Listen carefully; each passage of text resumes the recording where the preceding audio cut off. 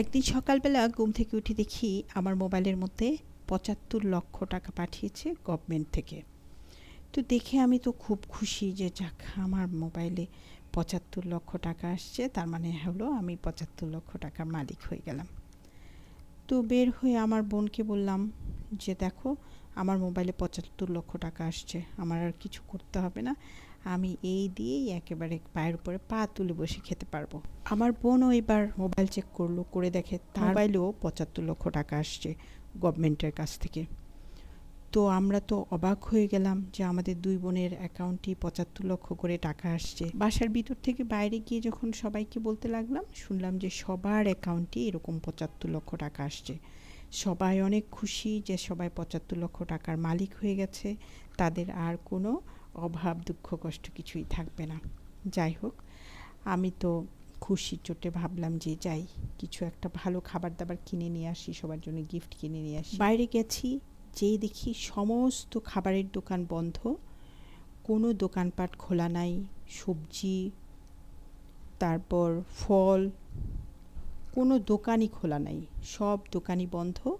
জিজ্ঞাসা করতেই শুনলাম সবার অ্যাকাউন্টেই ৭৫ লক্ষ করে টাকা আসছে, আর সবাই সবার কাজকর্ম ছেড়ে দিয়ে জাস্ট বসে। গ্রামের চিত্র হলো, মাঠে কৃষক নেই, গরু নেই, ছাগল নেই, বাচ্চারা খেলছে না। শহরের রাস্তায় রিক্সা নেই, গাড়ি নেই, সব দোকানপাট, হোটেল, রেস্টুরেন্ট বন্ধ। রাস্তায় সবাই টাকা নিয়ে চিৎকার করছে কিন্তু কোনো জিনিসপত্র পাচ্ছে না। তো আমি আবার ভাবলাম যে এখানে যখন এই অবস্থা, তাহলে নিউ মার্কেটের দিকে একটু গিয়ে দেখি যে ওখানে সব জিনিসপত্র পাই কিনা। তো গেলাম, যেয়ে দেখি ঠিক একই অবস্থা, দোকানপাট সব বন্ধ, ওখানেও সব লোকজন টাকা নিয়ে ঘুরছে কিন্তু কোনো জিনিসই খুঁজে পাচ্ছে না। কাপড়ের দোকান, ফুচকার দোকান, ফলের দোকান, বিভিন্ন অর্নামেন্টসের দোকান, সাইকেলের দোকান সব বন্ধ। মানুষজন সব হাতে টাকা নিয়ে ঘুরছে কিন্তু কোনো খাবার, খাদ্য, প্রয়োজনীয় সামগ্রী কিছুই খুঁজে পাচ্ছে না। সবার ঘরে যা যা খাবার ছিল সব শেষ হয়ে গেছে। এখন মানুষ চিৎকার করছে খাবারের জন্য। আমিও চিৎকার করে উঠলাম, আমি ২০,০০০ টাকা দিব, আমাকে ১ প্লেট খাবার দাও।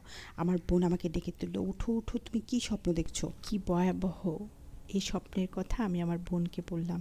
সত্যিকার অর্থে ছোট বড় যে কোনো কাজ করে টাকা ইনকাম করে নিজেদের সংসার চালানো, নিজেদের নিত্য প্রয়োজনীয় জিনিসপত্র কিনে নিয়ে আসা, আর সেই নিত্য প্রয়োজনীয় সামগ্রীগুলো যারা উৎপাদন করছে তারা কর্মচঞ্চল হয়ে নিজেকে ব্যস্ত রেখে নিজে পরিশ্রম করে আমাদের সামনে সেগুলো উজাড় করে দিচ্ছে। সবাই একটু স্বাচ্ছন্দ্যে থাকার জন্য পরিশ্রম করে যাচ্ছে।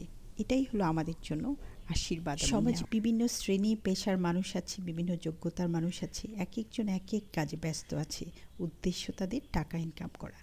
আর এই সূত্র ধরেই এই পৃথিবী চলছে এবং চলতেই থাকবে।